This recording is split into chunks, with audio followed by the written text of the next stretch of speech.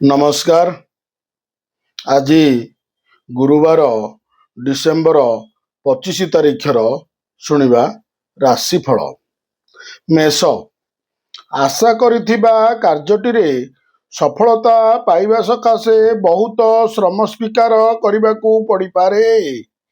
ପିଲାଙ୍କ କଥା ନେଇ ମାନସିକ ସ୍ଥିତି ବିପନ୍ନ ହେବ। କୃତ୍ତିକା ନକ୍ଷତ୍ର ବ୍ୟବସାୟକୁ ବଢ଼ାଇବା ପାଇଁ ପଦକ୍ଷେପ ଗ୍ରହଣ କରିପାରନ୍ତି। ଦିନଟିରେ କିଛି ସମୟ ଟେନସନ ଲାଗି ରହିଲେ ମଧ୍ୟ ପରକ୍ଷଣରେ ମାନସିକ ଅସ୍ଥିରତା ଦୂରେଇ ଯିବ। ବୃଷ, ପରୋକ୍ଷ ଶତ୍ରୁତାଜନିତ ପ୍ରତ୍ୟେକ ସମୟରେ ବିଭିନ୍ନ ଝମେଲା ଭିତରେ ଦେଇ ଯିବାକୁ ପଡ଼ିବ। ବାକି ପଡ଼ିଥିବା କାମକୁ ଶେଷ କରିବେ କିମ୍ବା ହାତକୁ ନେଇଥିବା କାମଟିକୁ ଆରମ୍ଭ କରି ଦ୍ୱନ୍ଦ୍ୱରେ ପଡ଼ିଯିବେ। କର୍ମକ୍ଷେତ୍ରରେ ବକେୟା ଅର୍ଥ ଓ ସମ୍ମାନ ପାଇପାରନ୍ତି। ରୋହିଣୀ ନକ୍ଷତ୍ର, ସ୍ୱାସ୍ଥ୍ୟ ସମସ୍ୟା ନେଇ ଭାରାକ୍ରାନ୍ତ ମନରେ ଦିନଟି କଟିବ। ମିଥୁନ, ଆଜି ମାନସିକ ଅସ୍ଥିରତା କାରଣରୁ କୌଣସି କାମରେ ମନ ଲାଗିବ ନାହିଁ। ଝଗଡ଼ା କରିବାକୁ ଚାହିଁ ବସିଥିବା ଲୋକଟିର ସାମ୍ନା କରିବା ପାଇଁ ଦୁଶ୍ଚିନ୍ତା ଲାଗି ରହିବ। ପୁନର୍ବସୁ ନକ୍ଷତ୍ର, ପରିବାରରେ ସହମତିରେ କାମ କଲେ ଉପକୃତ ହେବେ। ପ୍ରତ୍ୟେକ କ୍ଷେତ୍ରରେ ନିଜର ସୁଖ ସୁବିଧାକୁ ପ୍ରାଧାନ୍ୟ ଦେଇ ସମାଲୋଚିତ ହେବେ। କର୍କଟ, କର୍ମକ୍ଷେତ୍ରରେ ବ୍ୟତିକ୍ରମ ଲାଗି ରହିଲେ ମଧ୍ୟ ଯେଉଁ କାମଟି ହାତକୁ ନେଇଛନ୍ତି ତାହାକୁ ସମ୍ପୂର୍ଣ୍ଣ କରିପାରିବେ। ଅଶ୍ଳେଷା ନକ୍ଷତ୍ର, ବନ୍ଧୁଙ୍କ ମିଥ୍ୟା ଅଭିଯୋଗ ସକାଶେ ବିରକ୍ତ ହେବେ। ପଦସ୍ଥ ବ୍ୟକ୍ତିଙ୍କ ସହାୟତାରେ ସରକାରୀ ସ୍ତରରୁ ଋଣ ସୂତ୍ରରେ ଅର୍ଥପ୍ରାପ୍ତିର ସମ୍ଭାବନା ରହିଛି। ସାହିତ୍ୟ, କ୍ରୀଡ଼ା ଓ ଚଳଚ୍ଚିତ୍ର କ୍ଷେତ୍ରରୁ ପ୍ରଶଂସିତ ହେବେ। ସିଂହ, ବହୁତ ଦିନରୁ ରହି ଆସିଥିବା ସମସ୍ୟା ଆଜି ସମାଧାନ ହୋଇଯିବ। ଆଲୋଚନା କାଳରେ ଭଲ କଥା କହିଲେ ମଧ୍ୟ ବନ୍ଧୁ ତାହାକୁ ଭୁଲ ଦୃଷ୍ଟିକୋଣରୁ ବିଚାର କରିପାରନ୍ତି। ଉତ୍ତର ଫାଲ୍ଗୁନୀ ନକ୍ଷତ୍ରର ସେବା ଓ ସାହାଯ୍ୟ ଲାଭ କରି ସହଜ ଯାତ୍ରୀଟି ଆଜି ଖୁସି ହୋଇଯିବ। ପରୋକ୍ଷ ଶତ୍ରୁତାରୁ ପାରିବାରିକ ସମସ୍ୟା ପ୍ରଗତିର ପଥରୋଧ କରିପାରେ। କନ୍ୟା, ହସ୍ତା ନକ୍ଷତ୍ର, କର୍ମକ୍ଷେତ୍ରରେ ପରୋକ୍ଷ ଶତ୍ରୁତା ଯୋଗୁଁ ବିଚଳିତ ବୋଧ କରିବେ। ବନ୍ଧୁ ମିଳନ କାର୍ଯ୍ୟକ୍ରମରେ ଅତିଥିମାନେ ଠିକ୍ ସମୟରେ ନ ଆସିବାରୁ କ୍ଷୋଭ ପ୍ରକାଶ କରିପାରନ୍ତି। ଆର୍ଥିକ ଦିଗଟି ପୂର୍ବପରି ରହିବାରୁ ଆନନ୍ଦ ଅନୁଭବ କରିବେ। ନିଜକୁ ପରିସ୍ଥିତି ଓ ପରିବେଶ ସହ ଖାପ ଖୁଆଇ ନ ଚଳି ପାରିଲେ ହଇରାଣ ହେବାକୁ ପଡ଼ିପାରେ।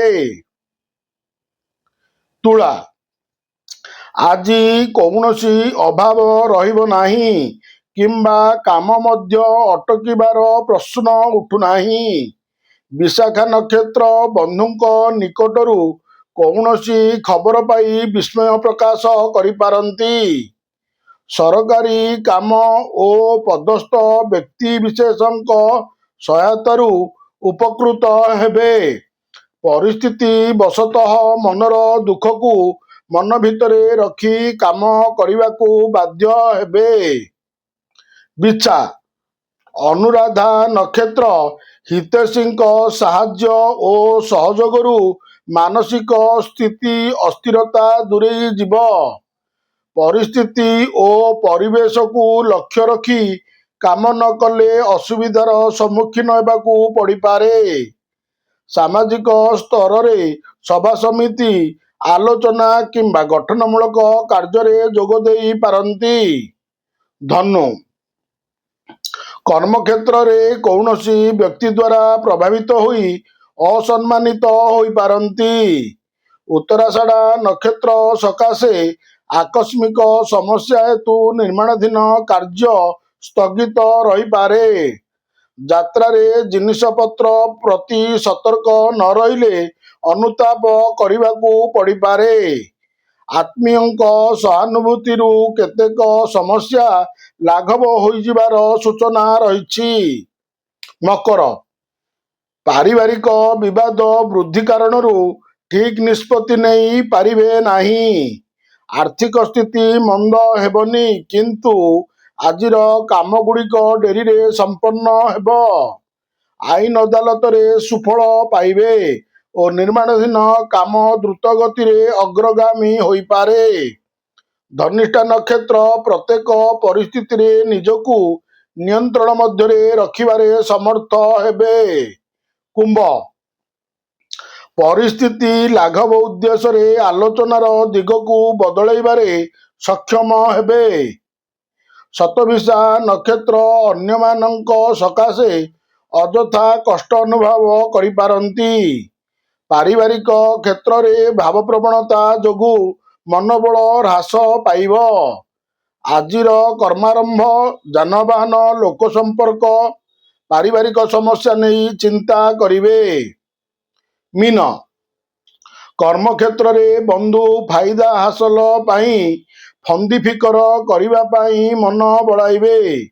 ହାତକୁ ନେଇଥିବା କାମ ଶେଷ କରିବା ସକାଶେ ପ୍ରତିରୋଧର ସାମ୍ନା କରିବାକୁ ପଡ଼ିପାରେ। ରେବତୀ ନକ୍ଷତ୍ର ପଛ କଥା ନ ଭାବି ବର୍ତ୍ତମାନର ପରିସ୍ଥିତିକୁ ସାମ୍ନା କରିବାକୁ ଚେଷ୍ଟା କରନ୍ତୁ। ସଂଯମତା ଅବଲମ୍ବନ କଲେ ବଡ଼ ବଡ଼ ସମସ୍ୟାରୁ ମୁକ୍ତ ହୋଇପାରିବେ। ନମସ୍କାର, ଜୟ ଜଗନ୍ନାଥ।